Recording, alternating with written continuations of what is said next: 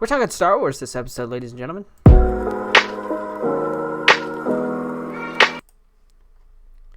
What is up, everybody, and welcome back to the Pit Podcast. I am your host, as always, TSUMS, and this episode, like you heard in the intro, is going to be Star Wars. So everything Star Wars, my thoughts on the movies, I'm ranking them, the upcoming projects that are coming out, talking all that stuff. So if that's something you're not interested in, you might as well just skip this one. But Star Wars is one of my favorite mediums. It's one of my favorite stories. It's one of my favorite franchises out there. And so I wanted to dedicate a whole episode to just Star Wars. I know, a little bit of change of pace from last week's episode where we were talking fatherhood, but this week we're talking Star Wars. Most importantly, the most recent things to come out of Star Wars was Andor, Bad Batch. I've watched the first 2 episodes of the Bad Batch. They are pretty good. Andor, as I touched on in a previous episode, was a really, really good show. I loved how it, broke down and kind of showed things, how the everyday average non-Sith or Jedi person was having to deal with a lot of the stuff from the Empire. And I thoroughly enjoyed that. I loved seeing that perspective. And I loved seeing the perspective of how the everyday average person had to live in that environment. That was a very unique take and perspective on the Star Wars universe that you wouldn't normally get. And I think it was a really, really good example of it. Kenobi was a great show, in my opinion. I loved Kenobi. It wrapped up everything nicely as far as those 2 characters. If they do a second season, I can kind of see where they could go with it. But for the most part, I liked the ending to Kenobi. I liked where it went.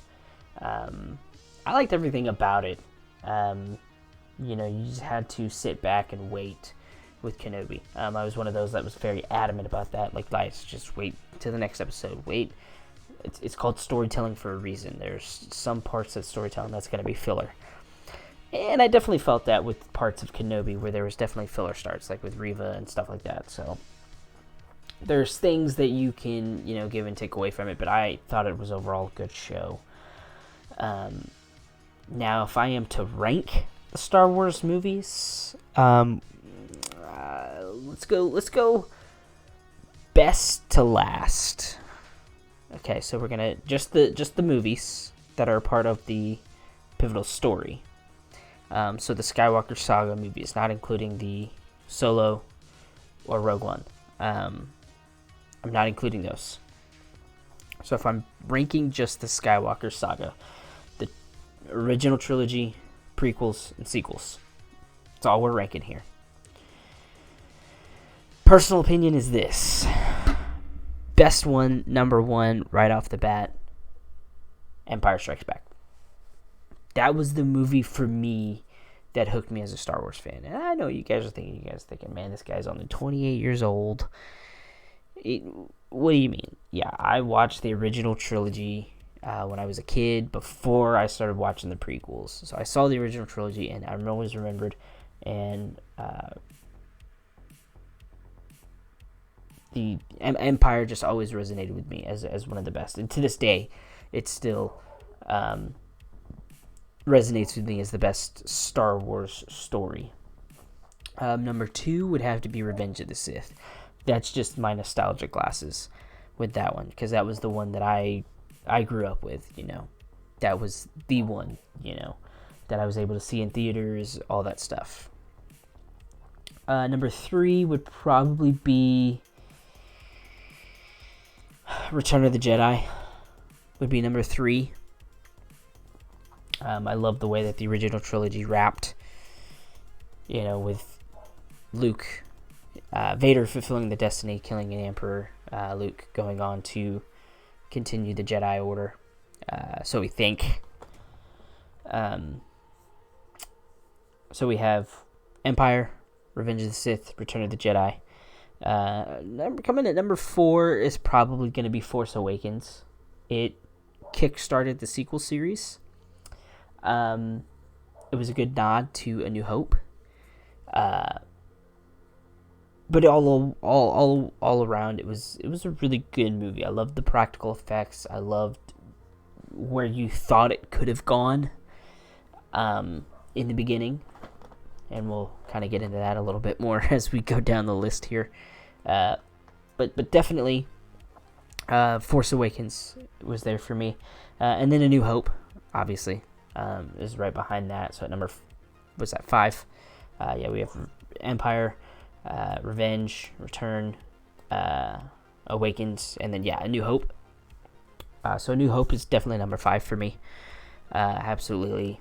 I mean, how could you not? A New Hope started it all. You can't have that in the top 5. You can't have it outside of the top 5. Sorry. If you don't have that in your top 5, are you really a Star Wars fan? Because Star Wars would not exist without A New Hope. So, number 6 would probably be. Oh, this is going to be controversial, but number 6 for me is going to be Rise of Skywalker. I liked the rap. There's a lot of in-between things there that happened where you can kind of see that they were trying to fix mistakes made in Last Jedi. And, it just felt too rushed, and it did feel kind of... Side-by-side comparisons to the end of Rise of Skywalker and Endgame are a little, it's a little bit like, hey, copy my homework, but change some things around. I did kind of feel like that. So number 7 would be probably Attack of the Clones. And then you have kind of deadlock last two, Phantom Menace and then Last Jedi is how I'd rank those. Just if you're looking at what the original story they were trying to portray from Lucas from the beginning. If you take A New Hope and you watch A New Hope through to Rise of Skywalker, I guess technically if you watch it linear chronologically, and you go Phantom Menace, Attack of the Clones, Revenge of the Sith, Hope, Empire, Jedi, Awakens, Last Jedi, and then Rise of Skywalker. If you look at the linear story, Last Jedi doesn't make sense. And you could say that for a lot of stuff that happens in some of the other movies. But Last Jedi really kind of doesn't fit. If you watch the whole saga in a row, chronologically, Last Jedi does not fit. And that's just me personally. It's a great Star Wars story. But for the story they were trying to tell of the Skywalkers, it doesn't necessarily fit. You don't get all this details that you get. Like, you have the Leia thing, you have the Luke thing, but it just doesn't make sense, and it doesn't fit. With Luke being this hermit that's, there will never be generations of Jedi, the Jedi have to end, and all this, it absolutely doesn't make sense by no means for that to take place when you look at the linear story, and then you look at what subsequently happens at the end of Last Jedi. Luke comes back, and then the Force Ghost stuff, all the stuff that happened in Rise of Skywalker that kind of, was making up for what happened in Last Jedi. And that's why I feel Rise of Skywalker doesn't get its necessary due, because it had to piggyback off of what happened in Last Jedi, and that's kind of there was a lot of stuff that had to be rushed to get to where they were going, and that's what kind of stinks and sucks. Last Jedi should have been about why Rey is the Last Jedi, or is the Last Jedi Luke will train. The Last Jedi trained by an actual Skywalker. That's what it should have been about, because there's not the Skywalkers are technically gone. You know, you can say all this stuff about, well, Rey at the end said she's a Sky. I mean, me personally, not necessarily a Skywalker. Just me personally. But there's a lot that could be said for it. And how I would fix Last Jedi is just like what I said, is Luke's not this whiny, pouty thing. Like, he's damaged, yes, but he's like physically damaged and kind of emotionally damaged at the fact that, like, he failed, yes, but not to the point to where he's, no, they just have to end. We just have to end it all. Like, bye-bye, goodbye. And this is a stylus for my tablet. It's not a vape pen or anything like that, just so I don't want you guys to think that I do any of that, because I don't. But it's things like that you kind of have to take with a grain of salt. I mean, these movies are subjective. You know, it's what the writers wanted to do, and if we don't agree with what the writers wanted to do, then, you know, we kind of have to deal with it. Still going to watch it. Still going to complain about it. Still going to contemplate about it, talk about it. But at the end of the day, I mean, there's not much else we can do. If that's what they say is the official canon, that's what the official canon is. And it sucks. It does. You know, because you hate to see a property or a medium that you love kind of abused like that, in a way. You can say it that way. It sucks to see that they just didn't really care when they wrote Last Jedi. There are things about Last Jedi that were good. You know, I thought the hints of Kylo, you know, being... Here's my thing about the sequel trilogy. If you take it as what it's, again, supposed to be, the Skywalker saga, Ben Solo is a Skywalker. You know, he's Leia Skywalker's son. So he's a part of that family tree. And if you watch it from the perspective that Ben is the protagonist, not Rey, not Finn, not any of the Resistance people, but that Kylo/Ben is the protagonist. If you put yourself in that mindset when you watch the sequel trilogy, it kind of does make sense. And it does fit and is better. But when you portray it as Rey is the protagonist, then none of it makes sense.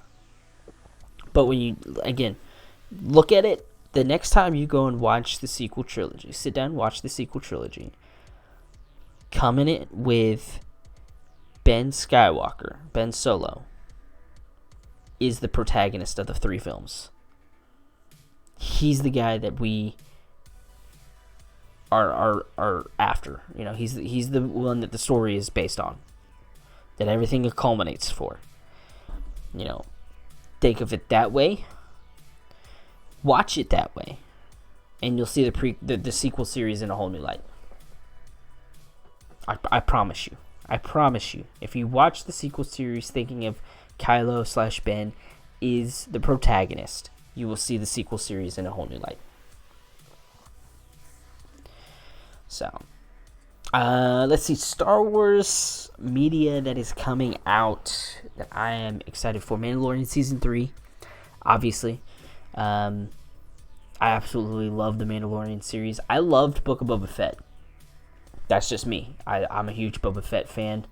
My coffee cup that I most recently drank out of is, you know, got Boba Fett. Like, I'm a huge fan of the Mandalorians. And I became a huge fan of the Mandalorians from the Knights of the Old Republic series. I thought the Mandalorians in that were amazing. Of course, you had Canderous Ordo. You know, he was pretty cool. And then the fact that you could get Cassius Fett's armor, that was pretty cool. So, you know, I think the Mandalorians, in my opinion, have a better story to tell than a Sith or a Jedi does in this universe. And I think that's why they kind of went with that. You know, anytime I would play the Star Wars The Old Republic online game, I would make a Jedi or Sith character, but they would be a Jedi Sith Mandalorian, because I'd don him in Mandalorian armor. And so that was just kind of what I did as I was playing that. Like, I was a Mandalorian, but I was a Jedi or a Sith. I would play the bounty hunter just to kind of get the feel of like, okay, this is what a real Mandalorian would feel like, but not necessarily. I kind of like the Jedi Sith path, which that was a fantastic game, by the way, too. If anybody's ever played the MMO Star Wars Old Republic Online, it's a fantastic game. It's so much fun. One of the only MMOs that I could really get into. Great storytelling, great visuals. It's there's a lot you can do. It's not necessarily pay to win, but you can kind of pay to win. But I love the fact that there's not a whole lot pay to win. Now, if you want cool costumes, gear, stuff like that, then yeah, you gotta pay. But at the end of the day, there's not really much else you could do. But that's what I would do. I would play Jedi or Sith, and then I would don the Mandalorian armor. Because I thought that was cool, you know. Mandalorian armor on, swinging a lightsaber. But yeah, the Mandalorian, loved it. Loved the Boba Fett show. I think that when you watch Boba Fett as kind of like Mando Season 3, then technically Mando Season 4, that Season 3 would technically be Season 4. If you watch it that way, then it makes more sense. But I loved Book of Boba Fett. I did. Just a huge Boba Fett fan. Let's see. Jedi Survivor coming out in a couple months. I will be getting that game and I will be playing it. We will probably do an initial run on the channel. The first run I do, I'll probably play and just record good chunks. Probably every time I play it, I'm just going to be recording it the whole time and giving my commentary and thoughts on the story the entire time. And we may not break that one down into segmented chunks like we would be other games, other story-based games that are coming to the YouTube channel. That might not be one of them. Which, speaking of which, I'm thinking of going back and doing Star Wars Knights of the Old Republic and doing a playthrough on that on the channel. Because I think that would be fun. Because it's one that you can really kind of like, you can segment out each planet as a video. Because I can finish a planet in like 30-45 minutes. So each planet would be a video. And then go on from there. So Jedi Survivor, that's coming out. I'm really excited to play that. I've loved the trailers for that. It looks great. Looks like a whole lot of fun. The one thing that I've been hearing out there, a lot of rumors going around, and I wanted to talk about this at length because I've always had a fantastic idea for a Star Wars video game. And so the one that I'm hearing out there a lot is that Ubisoft is making a open galaxy. Notice how I said open galaxy Star Wars game where your story is based off of your own personal choices. Like who you want your character to be is who he is. And you have the whole galaxy to traverse, tons and tons of planets to go to, tons of lore, armor, weapons, gear, based off of generations of Star Wars content. And it's going to be kind of akin to No Man's Sky, which by this point, if you've been watching any of the other videos on the channel, you know we did a TSUMS tries No Man's Sky, which I've had some fun with it, a little bit of fun with it. And so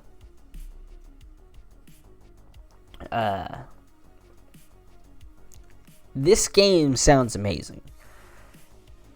When I think of a Star Wars game, I've always thought that what a great Star Wars game would be if Bethesda, the makers of Skyrim, The Elder Scrolls, Fallout universe, now Starfield, which that should be coming out here in the first quarter of 2023. And when it does come out, that is going to be taking over most of the gaming content that I do, because I'm going to be doing anytime I'm playing the game, doing anything, I'm going to be recording and just doing whatever. So Starfield, if done correctly, my theory would be proven right, that if Bethesda was given the opportunity to do a Star Wars game, if they did the shooting combat of Fallout with the melee combat of Skyrim, with the melee and magic, because you'd need the magic for Force of Skyrim, the free ability of both games, where you can go and do and be whatever you want to be in the Star Wars universe, would be probably the best Star Wars game of all time. And that's just my opinion. I've said that since Oblivion and Fallout 3, I've kind of said that if they could do a Star Wars game, that it would probably be the best Star Wars game ever made. And that's kind of what we're getting with Starfield. So if we get console mods for Starfield like we got for Fallout 3 and Skyrim, Fallout 4 and Skyrim, if we can get console mods for Starfield, I'm going to need modders out there to immediately, 1, make a lightsaber mod, and 2, make Mandalorian armor. Those would be the only 2 mods that I would probably download for that game, if that were to happen. But that's kind of what I'm looking at here, is if Starfield is as big and expansive as they say it is, of course there's the massive in-depth character creation, which I hope they bring back to Elder Scrolls. Then once I get my Star Wars mods for it, that'll probably be the only game I play for like the next decade. Until I get my gaming PC and I can play Star Wars: The Old Republic online again, and some other PC games. But yeah, I think that Star Wars, for me personally, has been it's been a really great franchise to have in my life. It's gotten me through a lot of good tough times, watching the movies, resonating with the stories, reading some of the novels, learning about a lot of the lore and the mythos behind some of the Star Wars stuff, and just deep diving into it. It is something that I find enjoyable. I know I speak for a lot of fans out there that it's there's something about that universe that just calls to you, that you want to be a part of it. And I think that's the idea and the goal, is to have something like that. And for me personally, it's been a wonderful journey. I can't wait to see where they go with it in the future. I know we have the Mandalorian. I know we have the Ahsoka series coming out. The Acolyte series, which sounds dope already. There's a lot of good things coming for Star Wars, and this year I think is going to be a great year for Star Wars fans. Bad Batch, Mandalorian, Jedi Survivor, all kind of in this first quarter of the year. So strap in, get ready, and have fun. And that's about all I can really say on it. I mean, we ranked the movies. I told you my thoughts on some of it.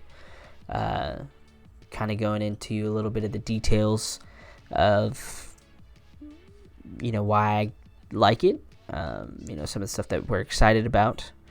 So these will get easier as I go along. There'll be more stuff to kind of do and talk about. And I'm thinking about maybe finding a co-host or bringing in guests for this as well. So it's kind of what I'm thinking about doing. But we'll see. We'll see how far this thing takes and how far this thing goes. So far, I've been enjoying making this podcast. It's been really kind of therapeutic, kind of cute, scratching that creative itch that I've had since I quit streaming, and I'm really grateful for it. So, and I thank you guys for listening, and we'll check you guys out in the next one. Peace out, guys. See ya.